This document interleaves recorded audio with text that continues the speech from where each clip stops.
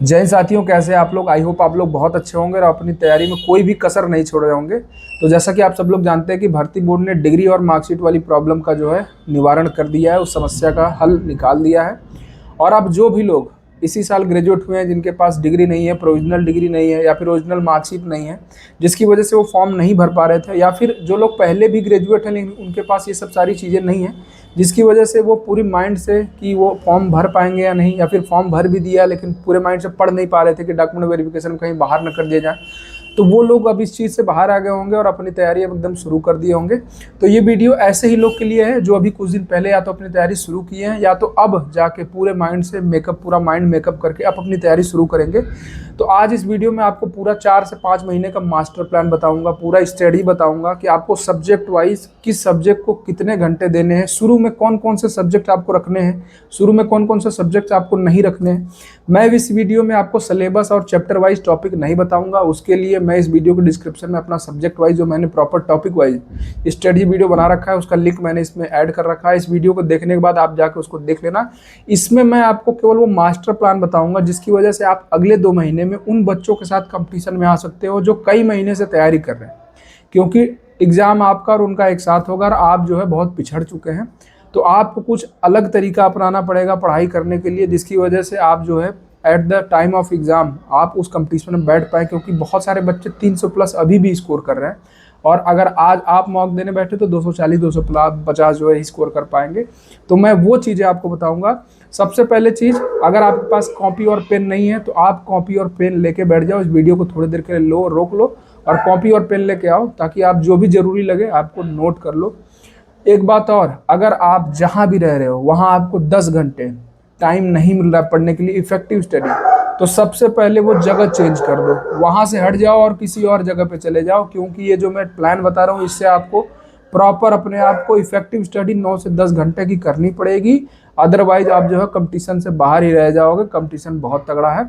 तो चलिए हम लोग शुरू करते हैं। तो सबसे पहली बात हम लोग रीजनिंग की करते हैं। हम लोग रीजनिंग से स्टार्ट करते हैं, क्योंकि मेरा मानना है कि रीजनिंग डेली पढ़ने वाला सब्जेक्ट नहीं है, ये केवल प्रैक्टिस का सब्जेक्ट है। तो इसमें जो भी चैप्टर्स पढ़ने हैं वो आप पहले पढ़ लो, इसके नोट्स बना लो, उसके बाद डेली बेसिस पे आप प्रैक्टिस करना चालू करो। तो रीजनिंग में आप clock, calendar, counting of figures, उसके साथ साथ स्टेटमेंट वाले क्वेश्चन और मशीन इनपुट आउटपुट। अभी इस वीडियो को देखने के बाद जाना 4 से 5 घंटे में ये सारी टॉपिक आपके खत्म हो जाएंगे। इनके नोट्स बना लेना और इसमें जो फॉर्मूले मिलते हैं, जो फॉर्मूले होते हैं जिसकी वजह से क्वेश्चंस बनते हैं, या फिर जो चीज़ें माइंड में कंसीडर रखनी पड़ती है, जैसे स्टेटमेंट वाले क्वेश्चन में, मशीन इनपुट वाले में आपको कुछ चीज़ें कंसीडर करके इसका आंसर करना पड़ता है, वो चीज़ अपने कॉपी में लिख लो ताकि रीजनिंग का हेडक खत्म हो जाए। उसके बाद आपको क्या करना है कि डेली आपको एक जो है रीजनिंग का मिक्स क्वेश्चन वाला सेक्शनल मार्क देना है। या तो आप ऑफलाइन बहुत सारे मार्केट में बुक है आप वो ले लो, या तो आपके पास ऑनलाइन कोई भी जो है प्लेटफॉर्म है आप वहाँ से डेली एक रीजनिंग का सेक्शनल मार्क इसको कंप्लीट करने के बाद दीजिएगा। इससे ज़्यादा आपको रीजनिंग में ना समय देना है ना कुछ करने की ज़रूरत है। तो 20 से 25 मिनट का प्रैक्टिस, उसके बाद 20 से 25 मिनट का एनालिसिस, तो लगभग 45 से 50 मिनट से ज़्यादा आपको रीजनिंग में नहीं देना है। अब रीजनिंग की बात खत्म हो गई, तो अब आपको 4 सब्जेक्ट जो है पैरेलल में लेके चलने हैं। पहला है मैथमेटिक्स, दूसरा है हिंदी, तीसरा है पॉलिटी, चौथा है लूसेंट, या फिर कोई भी बुक आपके पास हो जो कि डेली बेसिस पे आपको रीडिंग करनी है। अगर मैं टाइम वाइज डिवाइड करूं तो आपको डेली 2.5 से 3 घंटे जो है मैथमेटिक्स को देने हैं। इसमें आपको जिस भी टीचर से आप पढ़ रहे हो चैप्टर वाइज प्रॉपर जो है वीडियो देख के आपको नोट्स बनाने हैं। 2.5 से 3 घंटे, लगभग 3.5 घंटे आपको हिंदी को देने हैं, क्योंकि मैं डिवाइड कर रहा हूँ टाइम। आपको 2 घंटे लगभग इंग्लिश ग्रामर को देखना है, जिसमें आपको लगभग 3 से 4 वीडियो 1.5x पे करके देखना है। उसके बाद आपको 1 घंटा प्रॉपर वोकैब वाले सेक्शन को देना है, प्रारवाची, विलोम, वाक्यांश के लिए एक शब्द या फिर जो भी अनेकार्थक शब्द, समानार्थक शब्द, स्पेलिंग, वर्तनी, इन सब चीज़ों को आपको प्रॉपर 1 घंटा देना है। उसके बाद आधा घंटा आपको डेली साहित्य पढ़ना है। साहित्य वाला पोर्शन बहुत इंपॉर्टेंट है, आपके सिलेक्शन में बहुत बड़ा रोल प्ले करेगा, तो आपको साहित्य भी साथ साथ लेकर चलना है। उसके बाद आपको डेली 1.5 घंटा पॉलिटी को देना है। जिस भी टीचर से आप पढ़ रहे हो उसके 2 से 3 लेक्चर आपको डेली देखने हैं। उसके बाद आपको, जैसा कि मैंने बताया, अगर आपके पास लूसेंट है तो ठीक, नहीं तो आपका जीके जीएस की जो भी बुक है आपको डेली बेसिस पे 1 से 1.5 घंटा उसकी रीडिंग करनी है, 4 से 5 पन्ना पढ़ना है। नोट्स कैसे बनाना है, आप जिस भी चैप्टर को पढ़ रहे हो उसका उस टाइम पढ़ते टाइम आपको उसके नोट्स नहीं बनाने, मतलब उसको नहीं लिखने हैं। अदरवाइज आपका 1 घंटे का वीडियो 2-2, 2.5 घंटे चलेगा। आपको उस टाइम पे केवल स्क्रीनशॉट ले लेना है और उस वीडियो को पूरा ओवरव्यू करके अच्छे से देख लेना है। उसके बाद जब आप खाली रहते हो या फिर जब आपका मन नहीं करता पढ़ने का, या फिर जब आप सोते टाइम आप 1 से 1.5 घंटा निकालो केवल उन चीज़ों को नोट करने के लिए। उसके साथ साथ मैं बताऊंगा कि आपको संडे को क्या करना है, और संडे को आपको प्रॉपर टाइम मिलेगा आप जो स्क्रीनशॉट लिए हो उसको अपनी कॉपी में नोट करने का।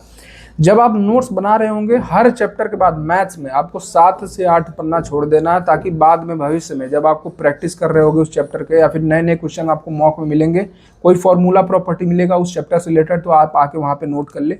इसी तरीके से हिंदी में हर चैप्टर के पीछे 2 से ढाई पन्ने छोड़ने हैं आपको, पॉलिटी में 2 से ढाई पन्ने छोड़ने हैं। तो ये तरीका है ताकि आपको जब नया सवाल मिले उस चैप्टर से रिलेटेड तो आपको इधर उधर ना नोट करना पड़े, आप वहीं पे आकर नोट कर लो, ताकि अगर उस टॉपिक को आपको बाद में रिवीजन करना हो तो आपका ओवरऑल रिवीजन एक ही जगह हो जाए, आपको ये ना सोचना पड़े कि इसकी कुछ चीज़ मैंने कहीं और भी लिखे हैं। तो आपको सबसे पहले ये चीज़ करना है।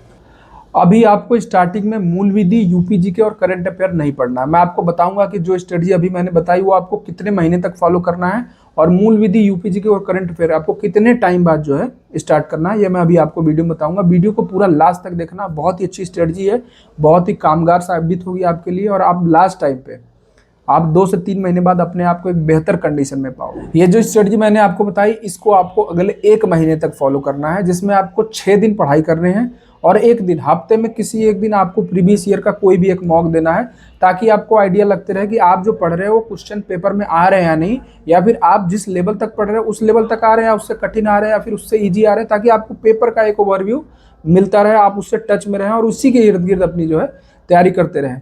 उसके बाद जो आप 1 दिन प्रीवियस ईयर को दोगे उसी दिन आपको उसका प्रॉपर एनालिसिस कर लेना है, और जो स्क्रीनशॉट आपके 6 दिन में छूट चुके हैं, आप अपने नोट्स में नोट नहीं कर पाए हो, उसी दिन उसको सारा जो है बाकी हफ्ते का प्रॉपर आपको नोट कर लेना है, प्रॉपर नोट्स बना लेना है। बाकी तो मैं यही कहूँगा कि आप उसी दिन जब आप पढ़ते पढ़ते बोर हो जाए तो आप जो है तुरंत लिखने बैठ जाओ, आप अपने नोट्स में सारे स्क्रीनशॉट सब्जेक्ट वाइज लिखो। रात में सोने से पहले 1 घंटा जो है आप ये नोटिंग वाला काम कर सकते हो, ऐसा मैं अपने टाइम पे करता था। तो ये तरीका आपको रखना है अगले 1 महीने तक। 1 महीने बाद आप ये पाओगे कि आपका रीडिंग पे बहुत ही अच्छा पकड़ बन गया, आपका लॉजिक बिल्डअप हो गया, और आपका जो सेक्शनल मॉक अटेम्प्ट करने की टाइमिंग है वो घटती चली जाएगी। उसके साथ साथ आपका पॉलिटी ऑलमोस्ट खत्म हो गया, आपकी हिंदी ग्रामर वाला पोर्शन खत्म हो गया है।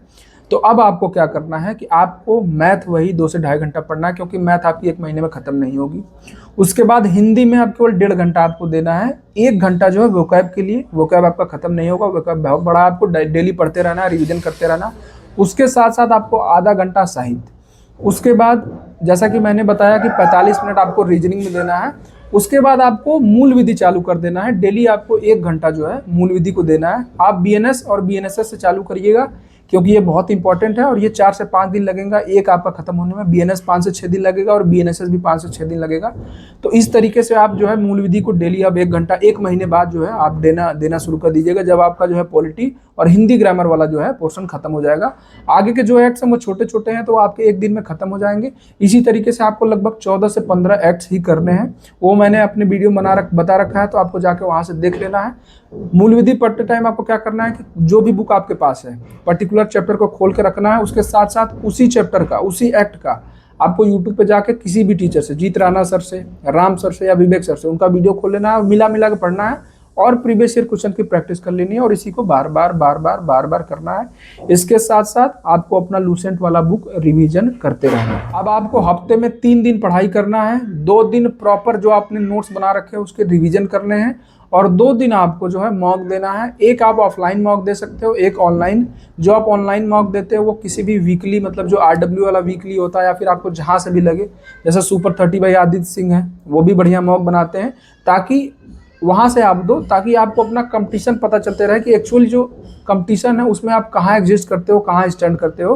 तो आपको हफ्ते में एक ऑफलाइन और एक ऑनलाइन मॉक देना है, उसकी तुरंत प्रॉपर एनालिसिस कर लेना है, और उसमें जो भी नए टॉपिक आपको मिले, जो आपको लगे कि अभी नहीं पढ़ रखा है, उसको तुरंत नोट कर लेना है, और जो आपने पढ़ रखा है और वो आपसे गलत हो गया उसको तुरंत जाके रिवाइज कर लेना है। कोई नया क्वेश्चन है उसको तुरंत नोट कर लेना है, मतलब प्रॉपर जो है मॉक टेस्ट एनालिसिस का एक कॉपी बनाना है। तो ये आपको करना है 1 महीने बाद, जब आपका जो है पॉलिटी और हिंदी ग्रामर वाला पोर्शन खत्म हो जाता है। इसके साथ साथ ही अब आप डेली 30 मिनट करंट अफेयर को भी दे सकते हैं। आप मार्केट में एक बुक आती है स्पीडी, मैंने अपने टाइम पे स्पीडी पढ़ी थी। मैं हर महीने स्पीडी नहीं आती है, मैं हर महीने जाकर 28-29 तारीख को स्पीडी ले आता था।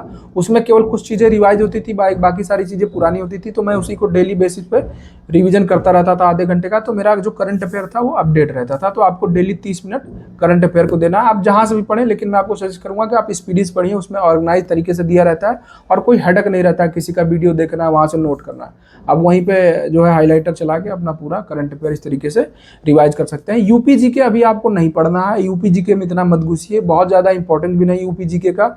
एक दो क्वेश्चन आते हैं, वो मैं आपको बताऊंगा लास्ट में कि आपको यूपी जीके कब करना है। तो लगभग 2.5 से 3 महीने ये स्ट्रेटजी अपनाने के बाद जो मैंने आपको बताई है, उसके बाद आपको किसी से भी ये पूछने की ज़रूरत ही नहीं पड़ेगी कि अब मुझे किस सब्जेक्ट को कितना टाइम देना है, मुझे हफ्ते में कितने मॉक देने हैं, ऑनलाइन देने हैं, ऑफलाइन देने हैं, कहाँ से देने हैं, कौन से प्लेटफॉर्म पे देने हैं, क्या प्रियोरिटी बेसिस पे रखना है, करंट अफेयर को कितना टाइम देना है, मैथ्स रिवीजन को कितना देना है, हिंदी को कितना देना है। समझ रहे हो, हर सब्जेक्ट में आपका एक माइंड मेकअप हो जाएगा, आप जो है उस चीज़ में रम जाओगे, आपको मज़ा आने लगेगा। और जब आप देखोगे ना कि आप साथ जो पहले से तैयारी कर रहे हैं, आपका परसेंटाइल उनके आसपास आने लगा टेस्ट में, तो जो है आपको खुद कॉन्फिडेंस आने लगेगा। तो आपको केवल शुरू में पोस्ट की ज़रूरत है, आप जो मैंने बताया उसको एक कहीं कॉपी में लिख लो और इसी तरीके से जो है अपनी जर्नी स्टार्ट करो। बीच बीच में मैं आपको गाइड करता रहूँगा, जो भी समस्याएं आएंगी आप जो है पूछते रहना। इस वीडियो में भी अगर आपको किसी चीज़ को लेकर कन्फ्यूजन है तो आप कमेंट सेक्शन में जो है लिख देना, मैं उसका रिस्पॉन्स कर दूंगा। अगला टॉपिक मतलब अगला वीडियो आप किस टॉपिक पे चाहते हो वो टॉपिक आप लिख देना, मैं उस पर वीडियो बना दूंगा। मुझे अगर ऐसा लगता है कि बहुत सारे लोग इस टॉपिक पे वीडियो चाहते हैं, तभी मैं उस टॉपिक पे वीडियो बनाता हूं, क्योंकि डेली वीडियो बनाना ना मेरे लिए पॉसिबल है, ना मैं किसी भी टॉपिक पे वीडियो बनाऊं तो आप लोग उसको देखोगे।